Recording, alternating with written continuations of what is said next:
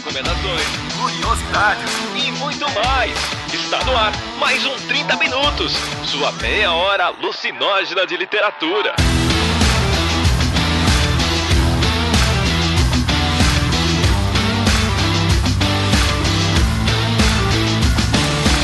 E aí, gente, aqui é o 30 Minutos. Hoje não tem host masculino nessa porra, porque é um cast quase totalmente tomado por mulheres. A gente só abriu aqui, no matriarcado, uma cotinha masculina para Luiz Beber, não é, Luiz Beber? Eu na verdade, eu sou a sua cota de fãs do Anthony Hopkins masculinos do programa, né?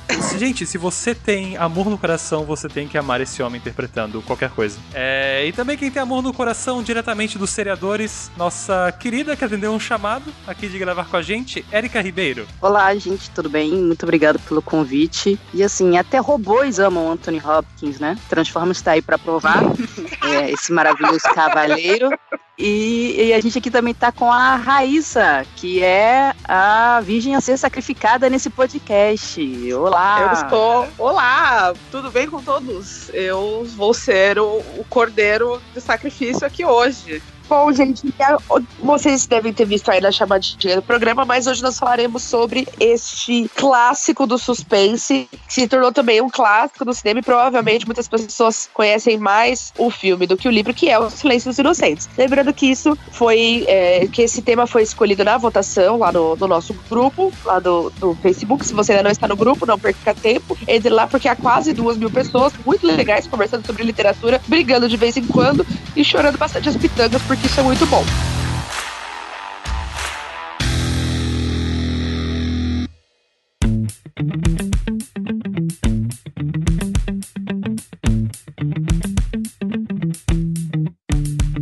Esses recadinhos do 30 Minutos, tão breves, tão recadinhos, tão 30 minutos. É mais uma vez o meu trabalho lembrar vocês que esse podcast é mantido, é suportado, é elevado, é continuado graças ao apoio de você, ouvinte, no nosso Padrim, no nosso PicPay. Se você for em 30minutos.com.br/cine, você vê as vantagens que a gente dá pra você por vir aqui com a gente todo mês, contribuir e manter este projeto no ar. Se você é um padrinho ou tá interessado em se tornar um, eu já publiquei no nosso grupo Lista Negra do Paul Rabbit a última prestação de contas do ano, mostrando o valor que temos em caixa agora para dezembro. Isso também é importante para vocês entenderem o que vai vir pela frente, como vai ser o nosso podcast no ano de 2019. Se você está interessado então nisso, no dia 15 de dezembro, não nessa semana, mas o próximo sábado, dia 15 de dezembro de 2018, nós vamos ter uma transmissão ao vivo, começando às 6 horas da noite, 18 horas, no horário de São Paulo, horário de Brasília. Para você que vive em outro fuso ou fora do horário de verão,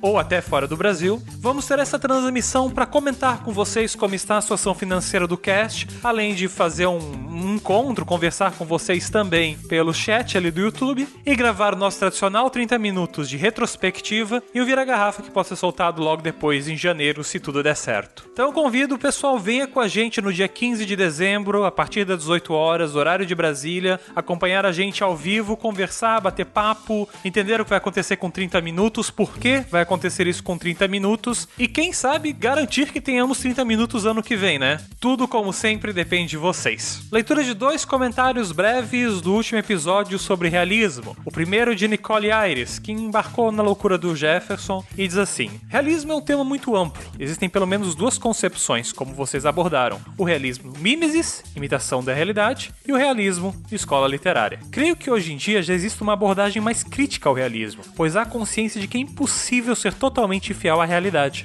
Pelo menos na minha faculdade, na especialização que fiz de literatura brasileira, já notei por parte dos professores essa abordagem mais crítica. Não sei como está a situação nas escolas. Na minha época aprendi de forma bem didática, que era uma fotografia da realidade, etc, etc. Beijos e queijos. A Nicole, que é nossa ouvinte que também estuda literatura, então provavelmente usa as mesmas coisas que o Jefferson para se manter viva nessa longa estrada da academia. Muito obrigado pelo seu comentário, Nicole. Eu acho que envelopa bem talvez o que o pessoal esperava e não aconteceu, que falasse mais da escola literária de realismo, mas o que aconteceu foi falar mais da abordagem crítica ao realismo e, bem, foi uma aula do Jefferson, chapado, mas ainda foi uma aula. Falando em chapado e dificuldade de compreender nosso básico idioma idioma latino. Cristina Vieira, nosso ouvinte de Portugal, diz assim: olá pessoas, todos sabemos que os portugueses e brasileiros têm tudo em comum, menos a língua. Sendo assim, embora eu ria horrores com a loucura que por aí vai e com vossas opiniões, vamos combinar que há coisas que eu tiro pelo sentido, qual a leitura de um livro em língua estrangeira. Então, perdendo a vergonha, aí vai. Ela pergunta algumas expressões nossas. Vamos lá, vamos ver se eu posso ajudar a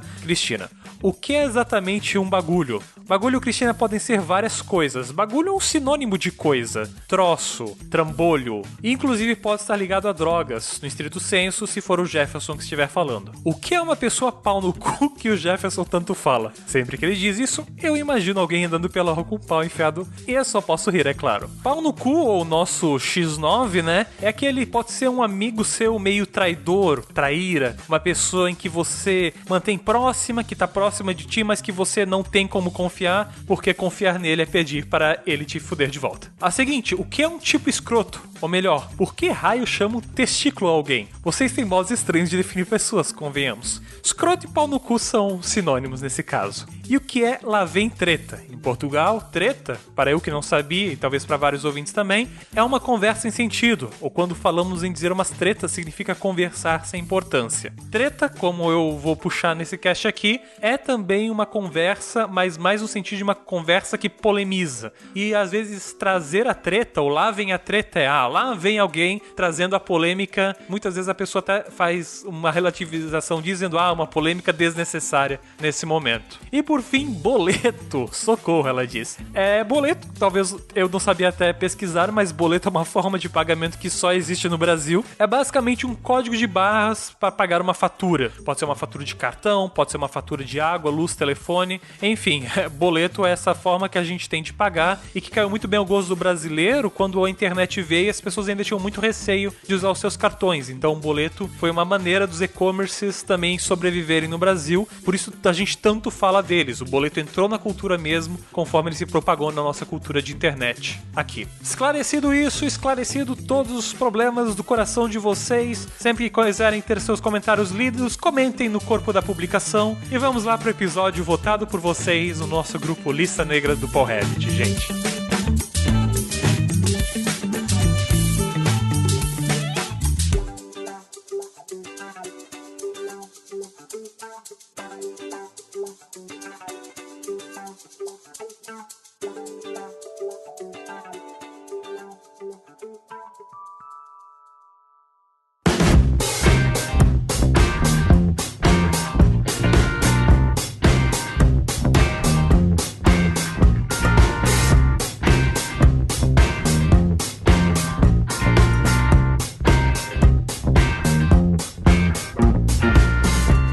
De começar perguntando a todos os três qual foi o primeiro contato de vocês com a obra, se foi com o livro ou se foi com o filme, e aí como que foi esse caminho de vocês por dentro do universo Hannibal Lecter, especificamente falando do Silêncio dos Inocentes, que é a obra que a gente vai focar mais aqui no cast. Érica, você pode começar, por favor, contando pra gente? Olha, você mirou bem, porque com certeza sou a pessoa que teve contato mais cedo. O meu contato foi tipo 92, 93 com o filme. Assim que eu fui saidora, eu fui lá porque eu sou muito fã da Jodie Foster, não vim por Anthony Hopkins, apesar de adorar Anthony Hopkins, mesmo quando ele faz coisas que não deve. Mas eu vi assim que saiu na locadora. Eu era muito rato de locadora, era aquela que ficava na sexta-feira. Vocês não lembram disso, mas era uma época difícil, não tinha nada na TV, não tinha como baixar, você tinha que ficar na rua tomando sol, esperando alguém entregar uma fita, e aí rezar pra ela ter rebobinado, pra você levar pra sua casa, assistir, rebobinar e devolver, era um problema. E eu peguei nessa época, então faz muito tempo, e eu ainda tive a cara de pau na minha fita de 15 anos, tá lá registrado. Filme favorito, Silêncio dos Inocentes. Uma criança de 15 anos me coloca Silêncio dos Inocentes no filme favorito. É pioneira em chocar a família em eventos coletivos. Parabéns. Temos aqui uma desbravadora. Obrigado. Sempre na luta por passar vergonha. O livro, tinha umas coleções que a Lobo lançava de livros clássicos. Automaticamente Silêncio Silêncio dos Inocentes se tornou um clássico. Aí, tipo, por volta de 96, assim, já saiu. E aí eu comprei, li o livro correndo e foi maravilhoso. Assim, eu finalmente entendi o que é uma adaptação bem feita. Porque eu ainda não tinha lido O Poderoso Chefão também, com uma adaptação muito bem feita, mas eu acho que o Silêncio dos Inocentes ainda supera. Sim. Maravilhoso. E você, Raíza, conta pra gente como é que foi o seu primeiro contato com o Silêncio dos Inocentes. Foi bem parecido com a Érica, né, no modo clandestino de conseguir as coisas. A minha tia alugou a fita e eu tinha, sei lá, uns 7 anos por aí. E aí era tarde da noite, ela tava assistindo e aí eu meti o louco de não consigo dormir, posso assistir o filme? Gente, que loucura. Eu assisti esse filme, acho que, sei lá, com uns 13, 14 anos, e quando acabou a fita, eu não conseguia, tipo, dar stop, porque eu fiquei assim, imagina essa garota com 7. Né? Fiquei muito balançada, porque foi nessa época também que eu assisti a Entrevista com o Vampiro. E foi uma época fácil, né? Foi uma época levíssimo. Se o filme tivesse mais de uma lâmpada filmando, já não tava valendo. Tinha que ser escuridão, trevas. Eu fui criança gótica. E aí eu assisti, me balançou muito o filme, porque imagina, você ter, sei lá, 7, 8 anos e ver uma menina, uma mocinha conversando com um psiquiatra canibal sobre uma pessoa que gosta de esfolar o amiguinho, né? Então... Você achou isso pesado? Eu achei pesado quando ele começou a rebolar vestindo pele humana. Já tá largado nesse determinado momento, né? Porque, enfim, o filme vai escalando também, tem essa, né? Então ele é um crescendo, né, de tensão. Então quando você chega no fim do filme, você tá, assim, na ponta do sofá, roendo a unha, arrancando as almofadas, você tá maluca. Beber, e você, querido? Conta pra nós. Eu me sinto tentando representar uma geração mais nova aqui, porque eu conheci, obviamente, pelos memes, né? Antes de ver o filme, antes de ler o livro, os memes já existiam. Meu Deus! Já existia memes. Eu falei que era uma má ideia dele aqui no cast, não falei? A gente aqui contando história de guerrilheira, de clandestinidade. Tanto que antes mesmo de eu querer, assim, eu li o livro primeiro, mas já lendo o livro eu já tinha a imagem daqueles personagens, daqueles atores. Então, foi engraçado, porque geralmente tu precisa ver o filme antes do livro pra ter essa imagem pronta. Eu simplesmente, pelo impacto que esse livro tem na cultura, eu já tinha essa imagem pronta na cabeça. Eu, quando fui, minha mãe tinha um monte de livro em casa, tal. Tinha alguns que ela liberava pra eu ler às vezes, e tinha alguns que eram o "você não tem idade pra isso ainda, Cecília". Que era basicamente o certo. Ok. Tá, né? Aí, claro que eu não tenho, mamãe. Jamais que eu desobedeceria você quando você está tomando banho e dormindo, por exemplo. Nunca faria. É lógico, né? Jamais que eu... Nunca faria uma coisa dessa. E aí, eu tinha uns... E a minha mãe se falava muito do Silêncio dos Inocentes. Eu tinha alguns vetos. Silêncio dos Inocentes era um, e o outro veto era aos livros do Sidney Sheldon por razões de pornografia. Aí o Sidney Sheldon os títulos não me interessavam, mas eu achava o título O Silêncio dos Inocentes muito bom. Era muito... pegava. É impactante, né? Eu acho bad vibe mesmo.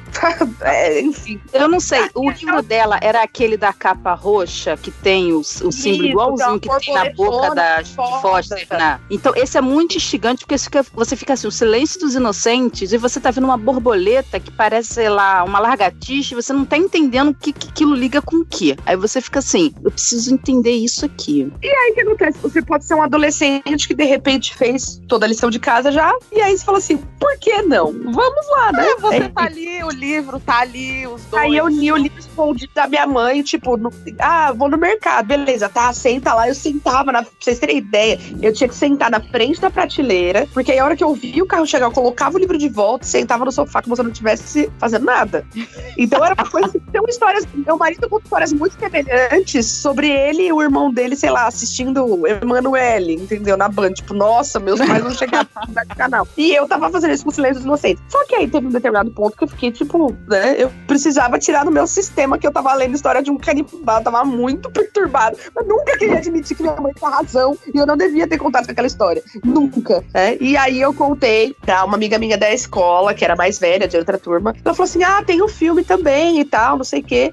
E aí eu consegui convencer a minha mãe a deixar eu assistir o filme, porque por alguma razão minha mãe achava o filme mais leve do que o livro. Acho que são coisas que a gente, tem coisas que a gente, né? E aí eu assisti o filme. Aí pra mim foi bom porque reduziu um pouco da ansiedade de não saber o que ia acontecer, sabe? De tipo, meu Deus do céu, pra onde mais vai essa merda? Então pra mim reduziu a ansiedade, aí depois eu consegui terminar de ler o livro em paz, na mesma esquisitice de antes, porque claro, embora eu tivesse visto o filme, eu ainda não podia ler o livro, porque era a lógica da minha mãe, ela era dona da casa, enfim, tem coisas que a gente só obedece mesmo. E aí é isso, na verdade. Então a minha história é mega clandestina também, envolvia aí mistérios e uma certa luta, um tipo de parkour também pra conseguir fugir da prateleira a tempo, entendeu? Envolveu bastante. E eu, então, pelo menos foi por um livro que valeu a pena, né? Tipo, puta livro, tá? Foi excelente, assim, eu gostei muito da experiência como um todo, né? Então foi legal.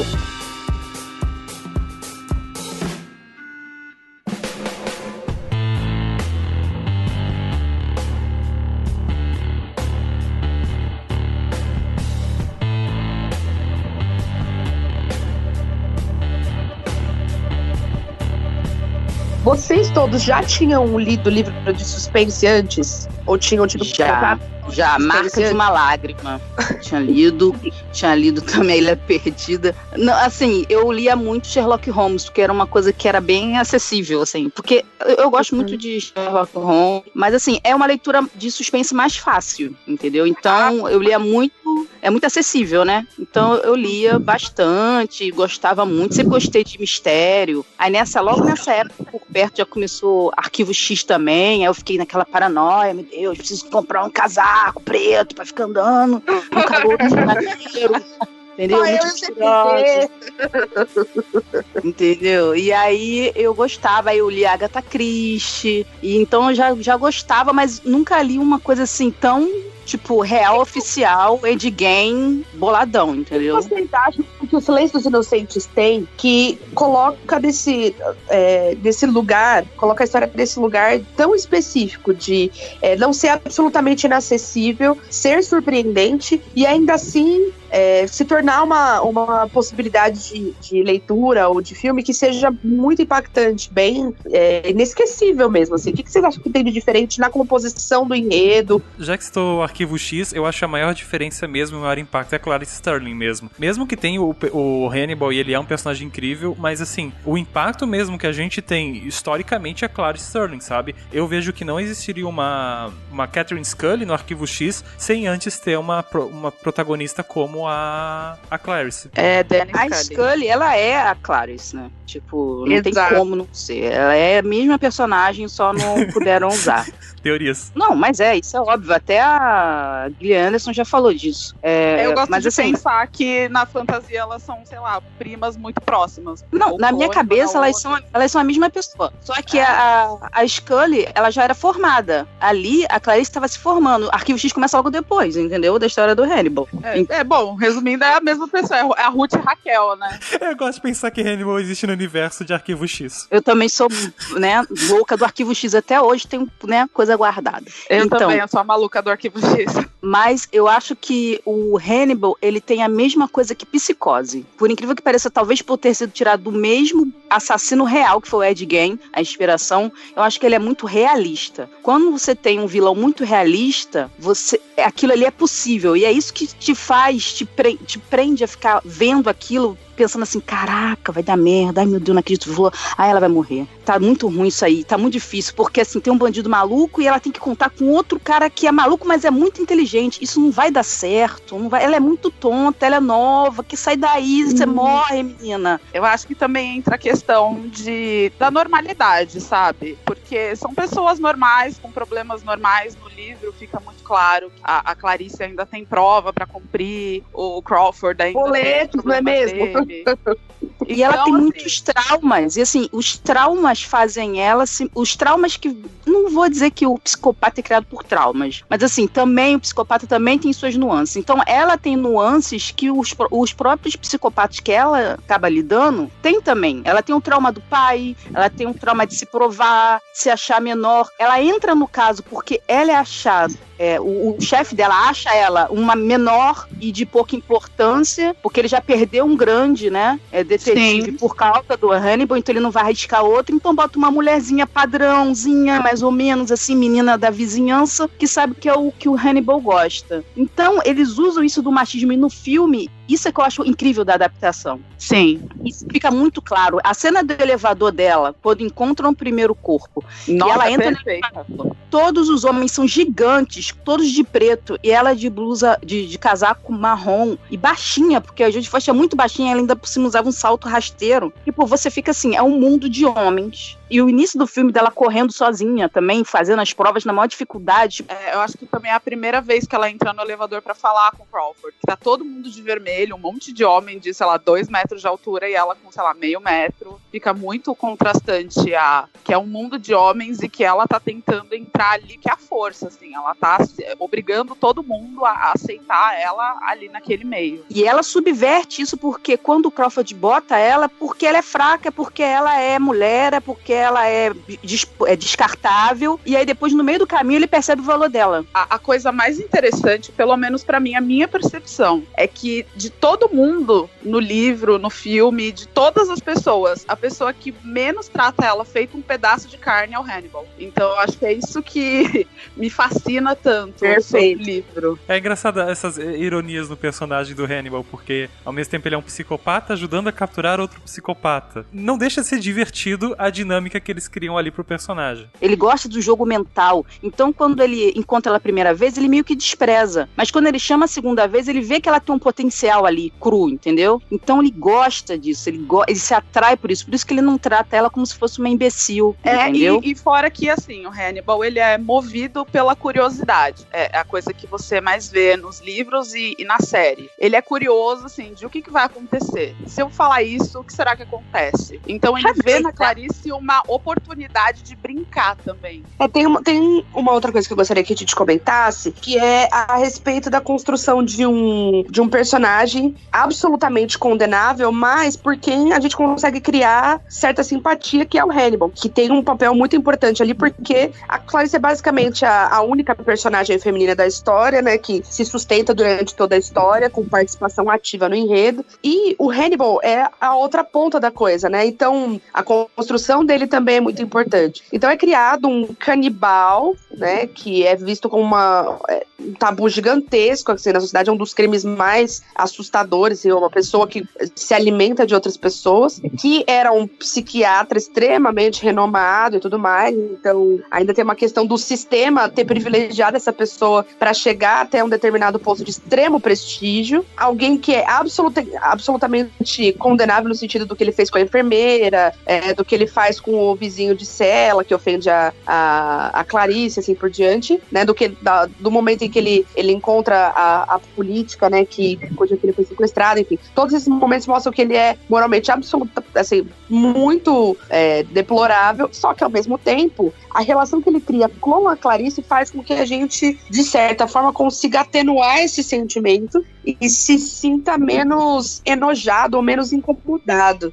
Queria que vocês falassem um pouquinho sobre como que vocês se relacionam com esse personagem, queria que vocês destacassem momentos importantes da história do Hannibal, né, da participação do Hannibal no Silêncio dos Inocentes pra vocês. Eu ia falar que é algo curioso porque, sinceramente, como eu li o livro primeiro, no livro o Hannibal não me parece um personagem interessante. Assim, por mais assim, incongruente, que não faz sentido nenhum vezes depois da gente valorizar tanto o personagem, eu não achava ele tão interessante no livro, mas é porque o livro também é rápido, é dinâmico, enfim, ele não dá muito tempo pra gente associar e a colocar valores, colocar coisas nesse personagem. Até por isso, eu no fundo, pelo impacto que esse produto tem em toda a cultura pop, se quiser dizer, sabe? Eu acho que o impacto vem só do filme, porque o livro, eu não enxergo tudo isso que as pessoas enxergam do Hannibal. Eu não acho que tem espaço suficiente no livro pra isso ser desenvolvido. Tanto que o espaço que tem no filme é na interpretação, é nos trejeitos, nos gestos, nas falas. É exatamente o Anthony Hopkins fazendo o máximo possível que ele tem do tempo de tela dele. E eu concordo nesse sentido do Beber, da interpretação, porque no livro ele fica meio... é uma incógnita, na verdade. O que é o Hannibal? Tá, tudo bem, ele é um psiquiatra que era cometeu 9 crimes que são contados pela polícia, mas e aí? O que tem além disso? Então, o tempo, acho que a cultura pop pegou ele justamente do filme, porque no livro ele é um ponto branco, assim. A Clarice vai falar com ele, você nunca sabe se ele tá falando a verdade, se ele tá mentindo, se ele tá brincando com ela, se ele sabe que ela tá enganando ele. Na verdade, você não sabe muito bem o que acontece. Então, acho que vem muito do filme, essa fama, assim, o ícone Hannibal Lecter vem mais, eu acho que do filme e do Anthony Hopkins. O Anthony Hopkins, ele tem muito mérito, porque o tempo de tela dele, eu acho que é basicamente o tempo que o Hannibal também teria no livro, proporcionalmente. Ele não aparece tanto, parece que ele domina tudo e tal. Inclusive, eu fico um pouco ofendida, porque acham que a Judy Foster é menor no filme, e ela é gigante, porque ela é que faz tudo acontecer. Sim. E só falam do Anthony Hopkins, isso me irrita um pouco. Mas assim, o Anthony Hopkins, ele faz possível de tela dele. E além disso, ele tem um apoio muito grande do Jonathan Demme em toda a mise-en-scène, em todas as coisas que estão no fundo da cena dele, em todas as coisas que ele tá fazendo, nas peças, na cenografia, tudo ajuda a compor o personagem dele. Então o Anthony Hopkins, ele não precisa falar, ele fala a mesma coisa do livro. Sim. E você não sabe se ele tá mentindo ou falando a verdade também. Mas a nuance que ele dá de mistério e você acredita que é um Sir, né? Então você acredita naquele cara, e todo o fundo, aquelas pinturas, as pinturas terem sido tiradas, ele agora tá numa cela de vidro, e agora ele tá numa cela com grades, mas que tem toda uma coisa meio italiana, com pinturas. E é uma metáfora também, né, pra cela em que ele é mantido. Sim, mas a cenografia ajuda muito ele a compor o personagem. Ele às vezes não tá falando nada, mas ele tá sentado, tem uma cena que é muito assim, ele tá sentado no fundo da tela quando ele mandou o cara comer a própria língua, que o cara falou um monte de absurdos pra Clarice na primeira vez que ela veio, e ele tá no fundo da cela, e a sala dele tinha vários desenhos que ele tinha direito de pintar, né? E aí, você olha, ele tá num lugar escuro, sem nada. Aquilo já mostra ele, mostra quem ele é, sem nada. Ele é uma pessoa oca, ele é uma pessoa que é extremamente fria, vazia, ele não consegue se conectar, ele só pinta paisagens. Isso significa alguma coisa. Então, a liberdade, a ideia dele, tudo combina com o cenário. Então isso ajuda também o Anthony Hopkins. E ele é excelente, porque assim, é igual o Paul Jack Nixon ali, que já tem cara de maluco, tipo, não vai trazer nada. É a raiva que ninguém entende do Stephen King pelo Iluminado do Kubrick, o que o Silêncio Inocente fez certo. É que você já coloca um cara com cara de maluco desde o início, você já sabe que vai dar merda. A escolha do elenco tá errada.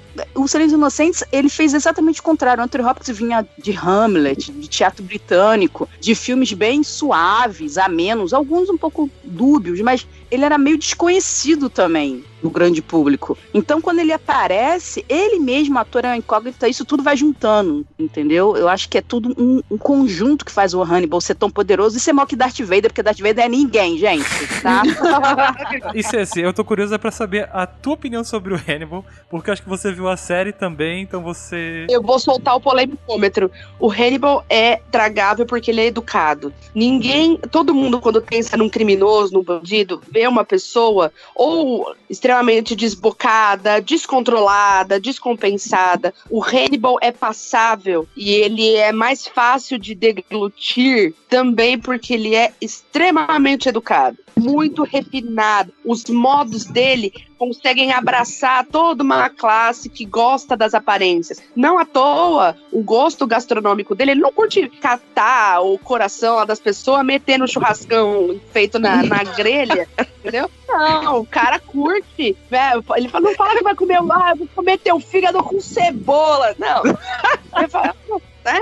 Quando ele fala que comeu confiante. Então ele tem um vinho bom, não é um vinho qualquer, não é um sangue de boi. Não vou botar sangue do boa pra comer aqui, ó. Não, meu bem. Como eu chouriço aqui, peraí. né? Então, eu acho que existe essa questão de que o Hannibal, ele vem de uma estética que atende aos anseios de viver das aparências de uma classe dominante mesmo, entendeu? O Hannibal é extremamente do público do filme. Eu acho que também do público do filme, porque o público inicial de Silêncio dos Inocentes não era pra qualquer um. Apesar dele ser um filme hoje super acessível, todo mundo curte, todo mundo ama, o pessoal mal viu, só viu esse filme, acha o máximo, foda, pendura o quadro na parede, não sei o quê. Na época, esse tipo de filme era um filme muito, assim, underground. Jonathan Demme... Era de nicho, né? Era muito nicho. Então, eram pessoas que viam Videodrome, entendeu? Nossa. Gente muito cabeçuda. Então, o pessoal tava achando assim, pô, o público que eu quero alcançar, vamos ser sinceros, quem vê filme de arte se acha um pouco superior. Então, Isso é aquela verdade. pessoa que vê canal Filos, e aí Sim. pronto, se associa a ele. Mas me permite ainda polemizar em cima da tua polêmica, Cecília? Olha só.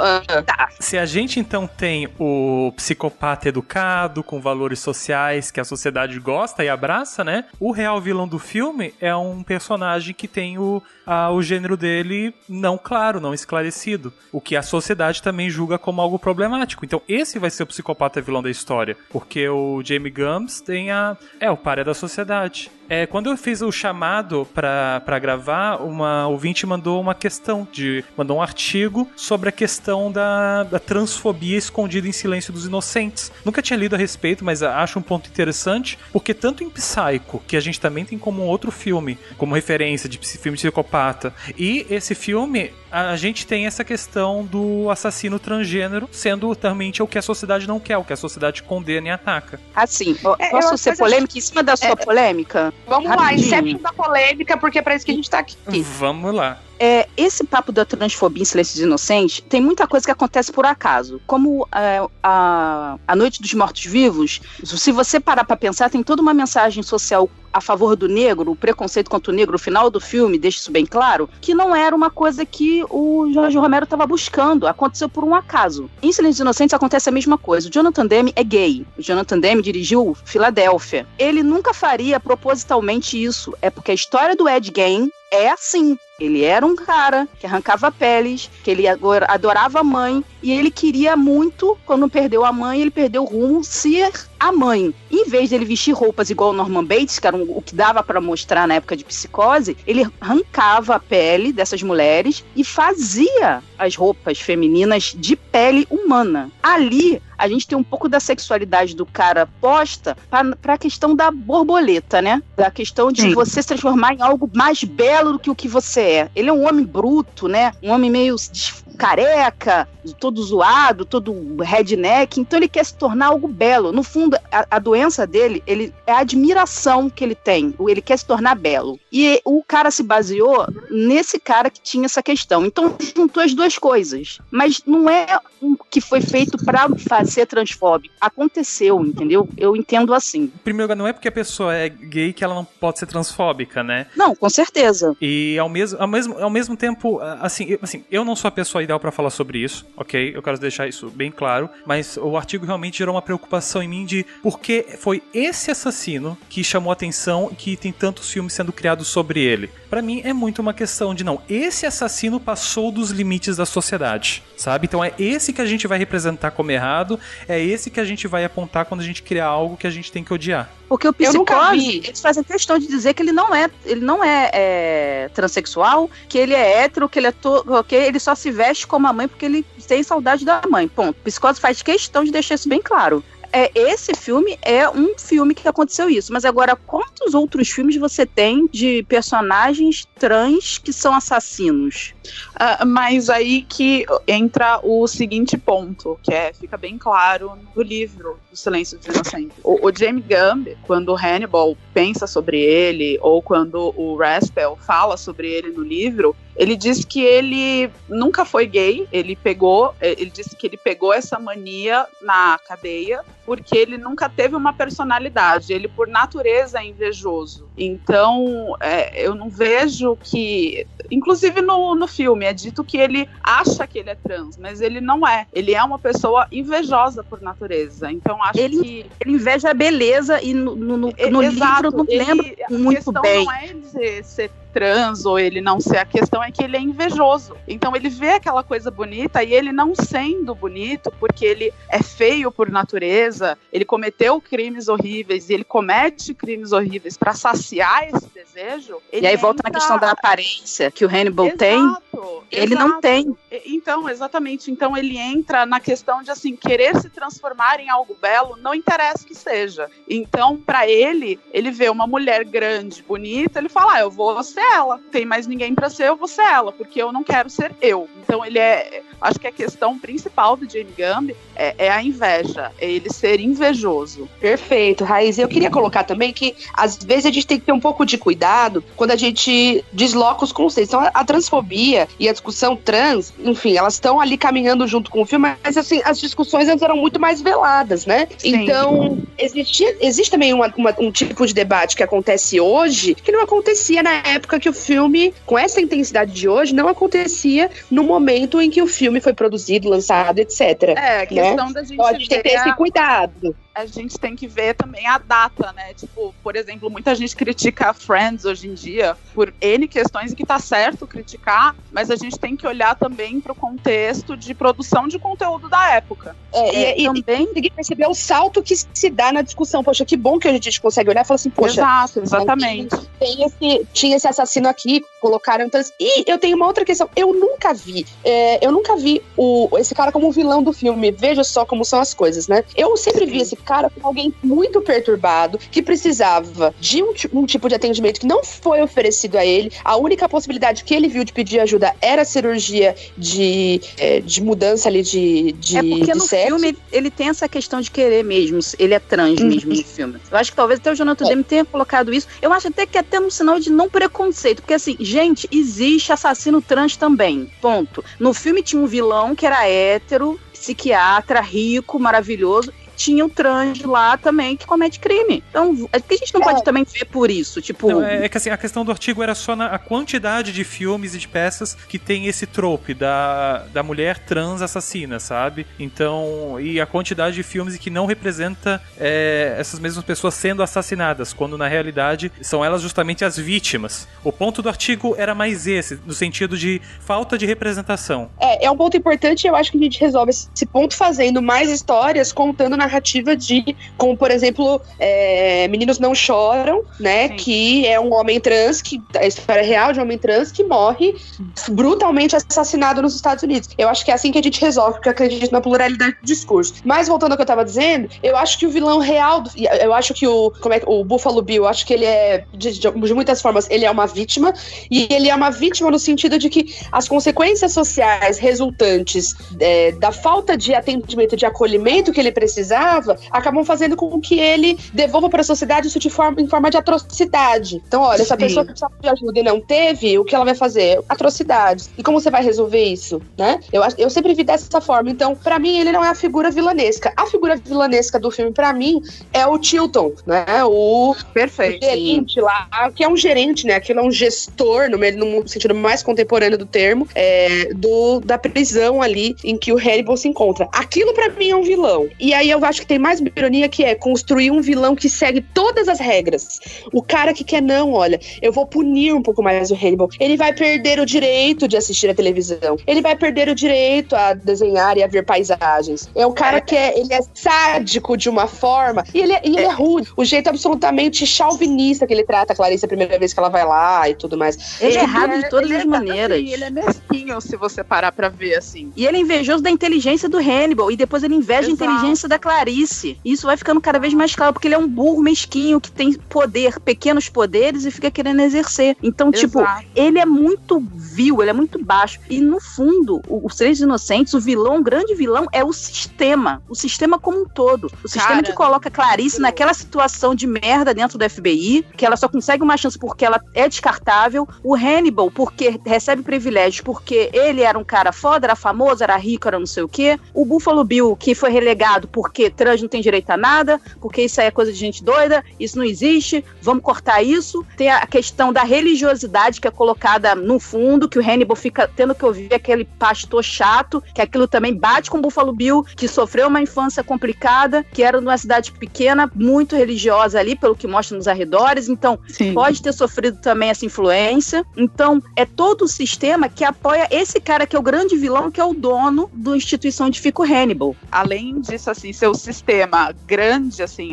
o macro é o micro dos pequenos poderes de como a burocracia atrasa e atravanca, permite que crimes, assim, não só aconteçam, mas continuem acontecendo. Porque, assim, fica claro, eu fugindo um pouco do filme, mas indo mais pro livro, que, assim, é uma luta pra Clarice conseguir qualquer coisa. Nossa. Então, eles perdem muito tempo com burocracia burra, sabe?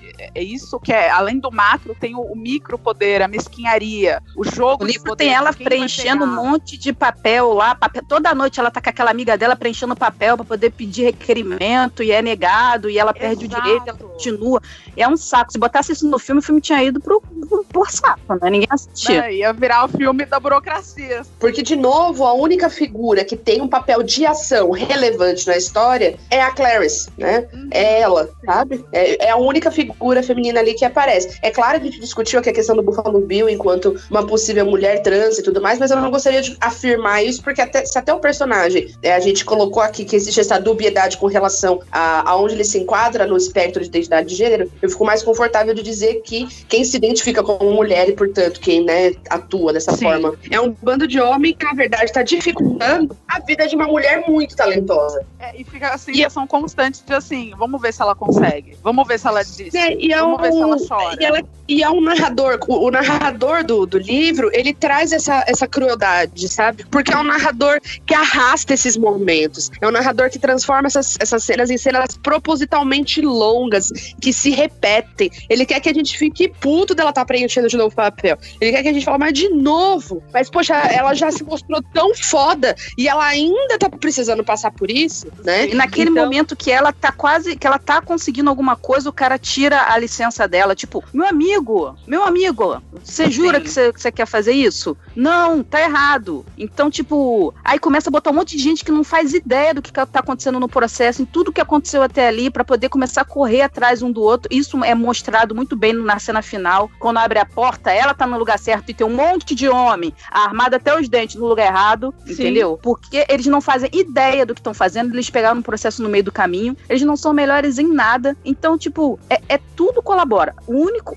Todos os homens, pra mim, são impassíveis. O Buffalo Bill, na verdade, ele é um agente do caos ali pra que a trama aconteça. Eu não consigo nem ver ele muito bem como um personagem, porque a gente não se aprofunda muito na psique dele. A gente tem que ficar intuindo coisas de situações, de como ele age. Então, do lugar onde ele mora, você vai intuindo pela casa dele. Mas ele, na verdade, ele é meio parado. E o único homem que age na questão, vamos dizer assim, da justiça é o Hannibal. Porque o Hannibal pune o cara. Por que o Sheldon não puniu o cara que xingou a Clarice? Porque não importa, né? Porque ele é uma merda, ela é uma estagiária, não vou perder meu tempo, né? Então ele já trata ela mal, o cara xinga ela, dane-se. O Hannibal vai atrás do Chilton no final. Então, tipo, a gente queria que ele fosse, vamos ser sinceros, a gente queria que ele pagasse. Nossa, entendeu? meu sonho de princesa. Foi então, um final maravilhoso. Quando ele liga pra ela e fala, estou aqui visitando uma amiga, ela sabe que o cara vai morrer e ela fica quieta. E ali, pra mim, é o que mostra, assim, até onde a Clarice pode ir. Por isso que eu odeio Hannibal, entendeu? E por isso que a Judy Foster também odeia e se negou a fazer essa presepada. Julianne Moore, melhore. Você é tão boa fazendo essas palhaçadas.